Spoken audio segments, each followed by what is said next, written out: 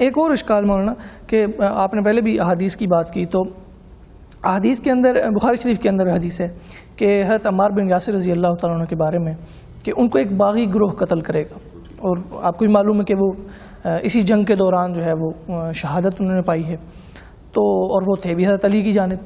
تو اب ظاہر سی بات ہے قتل کس نے کیا، تو یہ اشکال بھی ہے کہ جب حدیث حضرت عمار بن یاسر رضی اللہ تعالیٰ کے قاتلوں کو باغی کہہ رہی ہے تو وہ قاتل کون ہے؟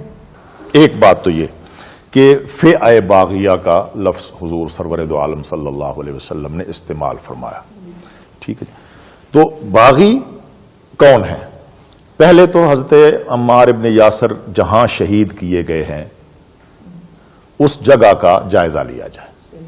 کیا وہ جنگ کے دوران شہید ہوئے ہیں یا جنگ سے ایک طرف ہو کر اپنے آپ کو جنگ سے نکال کر ایک طرف جانا چاہتے تھے اور بالکل تنہا تھے کہ انہیں کسی نے شہید کر دیا؟ تاریخی واقعات کی بنیاد پر جائزہ لینا انتہائی ضروری ہے. اس سے پتہ چل جائے گا کہ ان کے قاتل فئہ باغیہ تھے. ٹھیک ہے جی.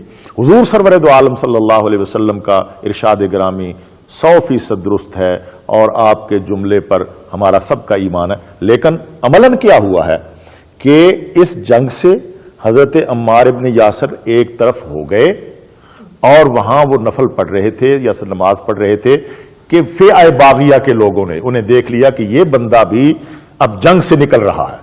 چونکہ باغی جنہوں نے قتل عثمان کا ارتکاب کیا تھا ان کی اصل خواہش یہ تھی کہ یہ جنگ جاری رہے اور کوئی بھی جنگ سے باہر نہ نکلے، تو وہ باہر تھے.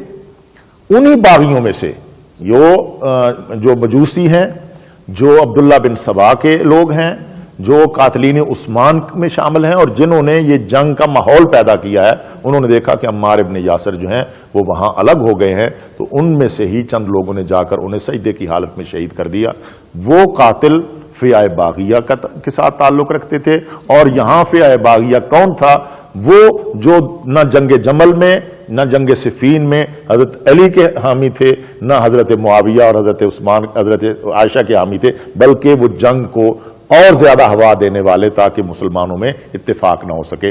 یقیناً قاتلین عثمان اس کے مرتکب تھے اور وہ یقیناً فئہ باغیہ تھے. یعنی آپ کہہ رہے ہیں کہ 3 گروہ تھے، حضرت معاویہ، حضرت علی اور ایک وہ گروہ جو جنگ کو بھڑکا رہا تھا، جس کی خواہش تھی کہ جنگ ختم نہ ہو، امت مسلمہ متفق نہ ہو سکے. اور یہ دیکھیں نا جی، ہوا یہی ہے کہ اس کے بعد خوارج سامنے آئے اور ایک ہی رات میں 3 شخصیتوں پر حملہ ہوا.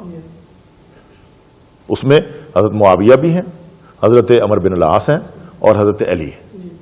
ٹھیک ہے نا جی. تو اس کا مطلب یہ ہے کہ ایسے لوگ وہاں موجود تھے جو نہ معاویہ کے ساتھ ہیں نہ علی کے ساتھ ہیں، بلکہ وہ چاہتے ہیں کہ نہ علی رہے نہ معاویہ رہے. جب انہوں نے دیکھا کہ ان کے درمیان تو اتحاد کا راستہ نکل رہا ہے اور امن کی، تو انہوں نے ان تینوں کو شہید کرنے کی کوشش کی. تو یہ اس بات کا عملاً ثبوت ہے کہ وہاں فئہ باغیہ وہ ہے جس کی خواہش یہ تھی کہ صحابہ کرام کے درمیان جنگ کا بازار گرم رہے اور ہم اپنی ریشہ دوانیاں اسلام کے خلاف اپنی منزل تک پہنچا سکیں. حضرت عمار ابن یاسر رضی اللہ تعالیٰ عنہ کے قاتل بھی اسی فئہ باغیہ کے حصہ تھے جو فئہ باغیہ بغاوت کر کے مدینہ طیبہ میں حضرت عثمان سے خلافت سے چھڑوانے کے لیے آیا تھا.